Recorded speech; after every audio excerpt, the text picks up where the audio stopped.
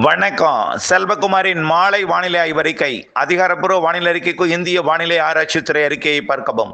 2026 August 1 சனிக்கிழமை மாலை நிலவர ஆய்வறிக்கை.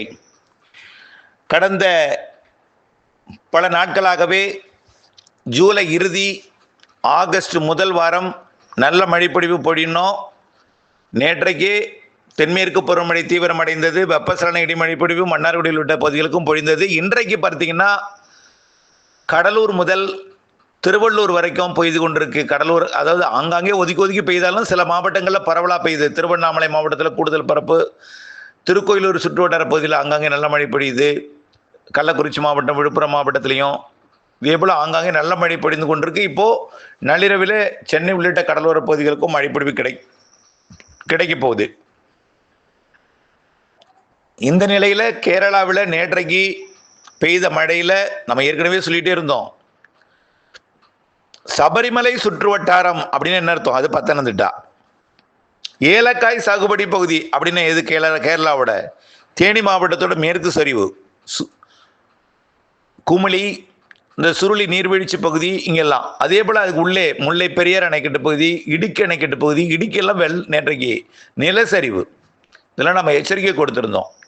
இன்று இரவில் இருந்து வயநாட்டுக்கு எச்சரிக்கை கொடுத்துருக்கோம். நம்ம 2ஆம் தேதியிலிருந்து, நாளையிலிருந்து வயநாட்டுக்கு. இப்போ இன்றிலிருந்து நீலகிரி மாவட்டத்தோட மேற்கு பகுதி மற்றும் வயநாடு, கர்நாடகாவோட பகுதிகள், காவிரி நீர்பிடிப்பு பகுதிகள், கொடகு வயநாடு பகுதி மற்றும் ஒட்டுமொத்த கன்னியாகுமரி முதல் நீலகிரி வரைக்கும் கேரளாவிலையும், அதே போல் கன்னியாகுமரி மாவட்டத்தோட மேற்கு பகுதியில் கொஞ்சம் வலுத்தும், அப்படியே மங்களூர், உடுப்பி வரைக்கும் நல்ல மழைப்பொழிவு காத்திருக்கு, கனமழைப்பொழிவு. நம்ம ஒன்று சொல்லியிருந்தோம், கபினி அணை நிரம்ப போகிறது அப்படின்னு கூட கொடுத்துருந்தோம். கபினி அணை நிரம்பும் தருவாயில் இருக்குது. 2 டிஎம்சி தான் குறையுது. 5 டிஎம்சி குறைஞ்சிது, இப்போ 2 டிஎம்சி குறையுது. இந்த 2 டிஎம்சி நிரப்புறதுக்கு 2 நாள் 1 நாள் ஆகும்னு நினைச்சோம். ஆனால் பாதுகாப்பு கருதி 2 டிஎம்சிங்கிறது 22,000 கனஅடி, 23,000 கனஅடி வந்தால் 2 டிஎம்சியும் கிடைச்சிடும். 24 மணி நேரம் 23,000 கனஅடி வரணும். அதனால அது 23,000 கனஅடி ஒரு இரவுல வந்து அணைக்கு ஆபத்தாயிடும்ட்டு பாதுகாப்பு கருதி முன்கூட்டியே கபினி அணையிலிருந்து தண்ணீர் திறக்கப்பட்டிருக்கு. அதே போல கபினி அணை நிரம்பி வடிவதற்கு முன் திறக்கப்பட்டிருக்கு. அவ்வளவுதான். கண்டிப்பா 8ஆம் தேதிக்குள்ள நிரம்பணும். நிரம்பி விட்டது. ஆக இப்பொழுது கபினிலிருந்து மேட்டூருக்கு 15,000 10,000 கனஅடி திறக்கப்படும் என்று எதிர்பார்த்தோம். திறக்கப்பட்டிருக்கு. இது வரக்கூடிய 3 நாட்களுக்கு ஒரு 20,000 25,000 கனஅடியாக மாறும். ஏனென்றால் வயநாட்டில் பெய்கிற மழை டக்குன்னு கபினிக்கு உடனே வந்துடாது. இன்றைக்கு வயநாட்டில் பெய்யுறது நாளை தெரிச்சு தான் வரும். கபினிக்கு நாளைக்கு பெய்யுறது நாளை அடுத்த நாள் வரும். ஆகவே இப்படி 2 நாள் கழிச்சு தான் வயநாடு வருவாங்க. அப்போ அதன் அடிப்படையில் வரக்கூடிய 3-4 நாட்களுக்கு கபினிக்கு கூடுதல் நீர் வரத்திற்கு, அதனால நீர் திறப்பும் மேட்டூருக்கு கூடுதலாக வாய்ப்பு இருக்கு. கேஆர்எஸை பொறுத்த வரைக்கும் 30 டிஎம்சி பற்றாக்குறையில் இருக்கு கேஆர்எஸ்ல. ஆனால் ஹேரங்கிலிருந்து தண்ணி வருது. 1 டிஎம்சி ஹேரங்கிலிருந்து தண்ணி வருது கேஆர்எஸ்க்கு. தினம் 1 டிஎம்சி கூட்டிகிட்டே இருக்கும். அப்போ 30 டிஎம்சி பற்றாக்குறையே 30 நாள் 1 டிஎம்சி வந்தால் 30 நாளில் நிரப்போம். புரியுதுங்களா? அதுக்கு முன்னாடி ஹேமாவதி நிரம்பும். ஹேமாவதி தண்ணியும் ஹேரங்கி நிரம்பியும். அப்போ இதெல்லாம் கணக்கு போட்டு பார்த்தா மேட்டூர் அணை இந்த மாதத்தில், அது கர்நாடக அணை இந்த மாத இறுதியிலையும், கர்நாடக அணையிலிருந்து தண்ணீர் கூடுதல் நீர் இந்த மாத இறுதிக்கு பிறகு வர இருக்கு. அதே போல் கபினிலேருந்து தொடர்ந்து வந்துட்டு இருக்கோம். வந்தாலும் இப்போ வர்ற 15,000 என்பது ஒரு 20,000 25,000 மாறினாலும் மீண்டும் 10,000 குறைஞ்சி பிறகு 5,000 குறைஞ்சி 5,000 வந்துட்டு இருக்கோம் அடுத்த வாரத்தில், அதாவது 8ஆம் தேதிக்கு மேலே. அது எப்படியோ நாளொன்றுக்கும் 1 டிஎம்சியோ அல்ல 1/2 டிஎம்சியோ வந்துட்டே இருக்கும் மேட்டூருக்கு. அதுக்கப்புறம் மாத இறுதியிலேருந்து கர்நாடக அணை நிரம்பிய பிறகு அதாவது கேஆர்எஸ் நிரம்பிய பிறகு கூடுதல் நீர் வரும். அடுத்தபடியாக பார்த்தீங்கன்னா இப்போ தமிழ்நாட்டில் நேற்றைக்கு பெய்த மழைப்பொழிவு பார்த்தீங்கன்னா 30 சென்டிமீட்டருக்கு நெருக்கமாக பெஞ்சிருக்குது.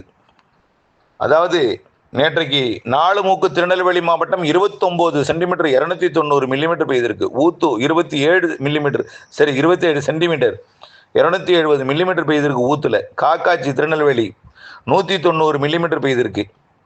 அதே போல் 14 சென்டிமீட்டர்லாம் பெஞ்சிருக்குது கன்னியாகுமரி மாவட்டத்தில். சிற்றாறு 1, அது காளிகேசம் கன்னியாகுமரி 14 சென்டிமீட்டர், சிற்றாறு 1 மற்றும் கீரிப்பாறைங்கெல்லாம் 13 சென்டிமீட்டர், பெருஞ்சாணியை 12 சென்டிமீட்டரு. அதே போல் நிறைய மழை எல்லாமே 10 சென்டிமீட்டருக்கு மேலே கன்னியாகுமரியில் பதிவாயிருக்கு. பெரிய அளவில் பட்டியல் மிகப்பெரிய மழை பற்றாக்குறை இருந்துச்சு. நேற்றுக்கு பெய்த மழையில் பற்றாக்குறை குறைஞ்சிருக்கு. -18 இருக்குது இப்போ வரைக்கும் தமிழ்நாட்டோட பற்றாக்குறை. சராசரிக்கு -18, சராசரிக்கு 18% குறைவாக பெஞ்சிருக்கு. படிப்படியாக 18ஆம் தேதிக்கு மேலே, அதாவது இந்த வரக்கூடிய நாட்கள் இன்னும் கொஞ்சம் மழை பொழிவு உள் தமிழ்நாட்டில் பெய்ய போகுது. இப்போ இன்றைக்கு வட உள் மாவட்டங்களில் பெய்து கொண்டிருக்கக்கூடிய மழை சென்னைக்கெல்லாம் நள்ளிரவுக்கு பிறகு கிடைக்கும். நாளைக்கும் எல்லா மாவட்டங்களுக்கும் ஆங்காங்கே கிடைக்கும். பாலக்காட்டு கணவாய்க்கும் கிடைக்கும். இப்போ பார்த்தீங்கன்னா அப்பாச்சி கொண்டமதில் கிடைக்கல. ஆனால் சமத்தூர் மற்றும் அதற்கு சேத்துமடை இங்கெல்லாம் நல்ல மழை பொழிவு கிடைச்சிருக்கு. மீனாட்சிபுரம்லாம் வால்பாறையில் ஒரு 15 சென்டிமீட்டர் வரைக்கும் மழை பொழிந்திருக்கும். கூடுதலாகவே ஆயிருக்க வாய்ப்பு இருக்குது. நாளை காலை தெரியும் வால்பாறைக்கு. வால்பாறையோட தெற்கு சரிவும் மேற்கு சரிவும் கூடுதல். வால்பாறையை தாண்டி மறையூர்லேயே நல்ல மழை பொழிஞ்சிட்ருக்கு. அமராவதிக்கு நீர்வரத்து வந்துட்டு இருக்கு. அதே போல் ஏலக்காய் சாகுபடி பற்றி கொஞ்சம் பாதிக்கும் மழையாக கூட இருந்திருக்கலாம். இன்னும் யாரும் பேசலை. அங்கிருந்து பாதிக்கும் மழையாக கூட இருந்திருக்கலாம். கேரளாவோட ஈரோடு மன்னிக்கவும், தேனி மாவட்டத்தோட மேற்கு சரிவு அதிக மழையாக பெய்திருக்கு. இப்போ வரக்கூடிய நாட்களில் பார்த்தீங்கன்னா தென்மேற்கு பருவமழை இருந்துகிட்டு இருக்கும். ஒரு 2 நாள் கழிச்சு தீவிரம் கொஞ்சம் குறைஞ்சி இருந்துகிட்டே தான் இருக்கும். தமிழ்நாட்டில் தென்மேற்கு பருவமழை தீவிரம் கொஞ்சம் குறையும் பொழுது வெப்பசலன மழை அளவு பரப்பு அதிகரிக்கும். இப்போது எல்லா மாவட்டத்துக்கும் மழை இருக்குது. நான் சொல்லியிருக்கிறேன். காற்று பகுதியாகிய இந்த பாலக்காட்டு கணவாய் ஒட்டிய பகுதி கூட மழை இருக்கான குறைவாக இருக்கணும்னு தான் சொல்லிட்டு இருக்கேன். உடனே இன்றைக்கே பெய்யும், நாளே பெய்யணும்னு நீங்கள் உடனே எதிர்பார்க்கக்கூடாது. வெப்பசலனத்திற்குரிய தென்மேற்கு பருவமழை, காற்று சுழற்சியுடன் இணைந்த தென்மேற்கு பருவமழையுடன் இணைந்த வெப்பசலன மழையெல்லாம் பெய்ய போகுது. வரக்கூடிய 10ஆம் தேதி வரை மழை இருக்குது. இன்றைக்கி ஒரு நாள் தான் முடிஞ்சிருக்கு. எல்லா மாவட்டங்களுக்கும் மாலை இரவு மழை இருக்குது. மதியத்துக்கு மேலே எல்லா மாவட்டங்களுக்கும் இடிமழை இருக்குது. கொஞ்சம் புழுக்கத்திற்கு பின் மழை வரும். வெயில் கூட இருக்காது பெருசா. வெயில் இருந்தால் கூட வெயிலை விட புழுக்கம் அதிகமாக இருக்கும். புழுக்கத்திற்கு பிறகு மாலை இரவு இடிமழை பொழிவு வரக்கூடிய நாட்கள் எல்லாமே இருக்கு. 10ஆம் தேதிக்கு பிறகும் மழை இருந்துட்டு தான் இருக்கும். பரப்பில் குறைந்து இருக்கும். ஒரு 10ஆம் தேதியிலிருந்து 5 நாள் தென்மேற்கு பருவமழை முற்றிலுமா ஒரு இடைவெளி கொடுக்கணும்னு முதல்ல சொல்லியிருந்தோம். இப்போ 3 நாள் இடைவெளி கொடுக்கும். பாக்கி 2 நாள் கொஞ்சம் சுமாரான மழை இருந்துட்டு இருக்கும். தென்மேற்கு பருவமழை கேரளாவிலையும் மேற்கு தொடர்ச்சி மலையிலையும் அளவாக இருக்கும். தமிழ்நாட்டை பொறுத்த வரைக்கும் வெப்பசலன மழை எல்லா நாளும் இருந்துகிட்டே இருக்கும். 15ஆம் தேதி வரைக்கும் வெப்பசலன மழை இருந்துட்டு தான் இருக்கும். நல்ல மழை காத்திருக்குது வரக்கூடிய நாட்கள். அதில் குறிப்பாக அதிக மழை நம்ம எங்கே எதிர்பார்க்குறோன்னு பார்த்தீங்கன்னா, அடிக்கடி தினசரி மழைன்னா திருப்பத்தூர், வேலூர், கிருஷ்ணகிரி, தருமபுரி, திருப்பத்தூர், வேலூர், ராணிப்பேட்டை, திருவண்ணாமலை, கள்ளக்குறிச்சி, விழுப்புரம், திருவள்ளூர், சென்னை, செங்கல்பட்டு, காஞ்சிபுரம், கடலூர், புதுச்சேரி, விழுப்புரம், அப்புறம் பார்த்திங்கன்னா கள்ளக்குறிச்சி, கடலூர், மயிலாடுதுறை, டெல்டா மாவட்டங்கள், தஞ்சாவூர், திருவாரூர், நாகப்பட்டினம், காரைக்கால். நாகப்பட்டினத்தில் வடக்கு கொஞ்சம் கூடுதல் இருக்கும். வேதாரண்யத்துக்கு கொஞ்சம் போராடி வரும். ஆனால் உண்டு, மழை உண்டு. அந்த கோடியக்கரை முனை, ராமேஸ்வரம் முனைக்கு மட்டும் கொஞ்சம் போராட்டத்தில் இருக்கும். ஆனால் வரும். வேதாரண்யத்துக்கும் வரும். கொஞ்சம் பொறுமை காக்கணும். ஆனால் தகட்டூர் கூட வந்துடும். இந்த கோடியக்கரை வேதாரண்யம் கூட வந்துடும். இந்த கோடியக்கரை முனை சவால் வந்துடும். முத்துப்பேட்டை கூட வந்துடும். ஆனால் முத்துப்பேட்டை தாண்டி திருத்துறைப்பூண்டி வரைக்கும் வந்துடும். அதுக்காக கொஞ்சம் போராட்டமாக இருக்கும். வந்துடும். ஆனால் மழை வந்துடும். ஒரு 2-3 நாள் பொறுத்துக்கணும். ஆனால் மழை எல்லா நாளும் இருக்குது. கொஞ்சம் கடுமையான வியர்வை என்றைக்கு கொடுக்குறதோ, தெற்கு காற்றோட வேகம் என்றைக்கு குறையுதோ அன்றைக்கு தான் தெற்கு டெல்டாவில் மழை இருக்கும். அது தெற்கு காற்றோட மேற்கு காற்று இருந்தால் கூட பரவாயில்ல. தெற்கு காற்று வேகம் குறையணும். மேற்கு காற்று இருந்தால் வேதாரண்யம் வரைக்கும் மழை கொண்டு வரும். தெற்கு காற்று அடிச்சதுன்னா திருவாரூர் நோக்கி தள்ளிடும். அதுதான் அந்த ஒரு பிரச்சனை இருக்குது. அதையும் பார்க்கணும். அது அந்த நாள் அமையும். வரக்கூடிய நாட்கள் அமையும். கண்டிப்பாக எல்லா மாவட்டங்களுக்கும் மழை இருக்குது. ஒதுக்கி தான் பெய்யும். இன்றைக்கு கூட திருக்கோயிலூருக்கு தெற்கெல்லாம் நல்ல மழை பொழிந்திருக்கு. இப்போவும் பொழிஞ்சிட்டு தான் இருக்குது, போயிட்டுருக்கு. வடகடலோரத்தை நோக்கி முன்னேறி கொண்டிருக்கு அந்த மழை பொழிவு. ஆகவே புரிஞ்சிருக்கும்னு நினைக்கிறேன். கொஞ்சம் பொறுமையாக இருங்க. தென்மேற்கு பருவமழை தென் மாவட்டங்கள் அணைகளை நிரப்பி விட்டது. ஒரே நாளில் பாபநாசத்தை கடகடன்னு உயர்த்திருக்கு. நிரப்பிட்ட புள்ள நிரம்பலை, கிடுகிடுன்னு உயர்ந்து கொண்டிருக்கு. நல்ல மழை பொழிவு.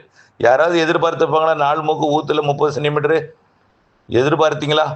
கன்னியாகுமரியில் எதிர்பார்த்தீங்களா? நாளைக்கு கன்னியாகுமரி முழுக்க வெள்ளப்பெருக்கு.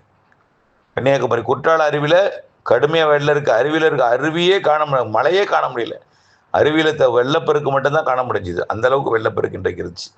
ஆகவே மழை இருக்குது, நம்பிக்கையுடன் இருங்க. வரக்கூடிய நாட்களில் தென்மேற்கு பருவமழை இருக்குது. கொஞ்சம் தென்மேற்கு பருவமழை கொஞ்சம் கொஞ்சமாக குறையும் பொழுது வெப்பசலன மழை பரப்பு கூடும். எல்லா மாவட்டங்களுக்கும் மழை இருக்குது. ஒதுக்கி இருக்கும். தென்மேற்கு பருவமழை மட்டும்தான். கேரளா தென்மேற்கு பருவமழை காலத்தில் தமிழ்நாட்டில் பெய்கிற மழை ஒதுக்கி தான் பெய்யும். மாலை இரவு மழை தான், ஆங்காங்கே தான். 1 மணி நேரம் மழை, 1 மணி நேரம், அரை மணி நேரம், 2 மணி நேரம் இப்படி தான் இருக்கும். மாலை இரவு மழை இருந்துகிட்டே இருக்கும். மீண்டும் சொல்கிறது ஒன்றே ஒன்று தான்.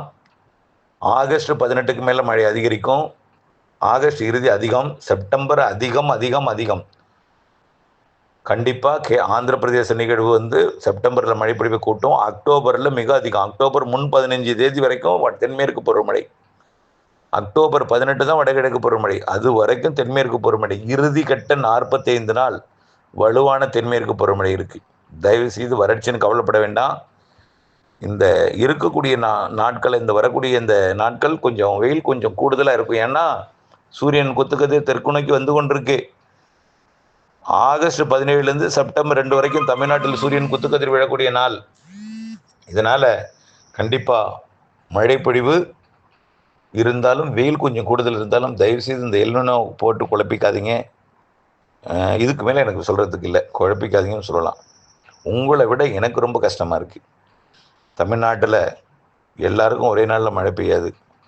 மழை பெஞ்சிட்டுனா அந்த விவசாயம் மகிழ்ச்சி அடைஞ்சிருவார். ஆனால் நான் என்றைக்கும் மகிழ்ச்சி அடைய முடியாது. ஏன்னா எங்காவது ஒரு இடத்துல ஒதுக்கிட்டே இருக்கும். வருஷம் முழுக்கும் எங்காவது ஒரு இடத்துல ஒதுக்கிட்டே தான் இருக்கும். எனக்கு இடி விழுந்துக்கிட்டு தான் இருக்கும், குத்து விழுந்துக்கிட்டு தான் இருக்கும்.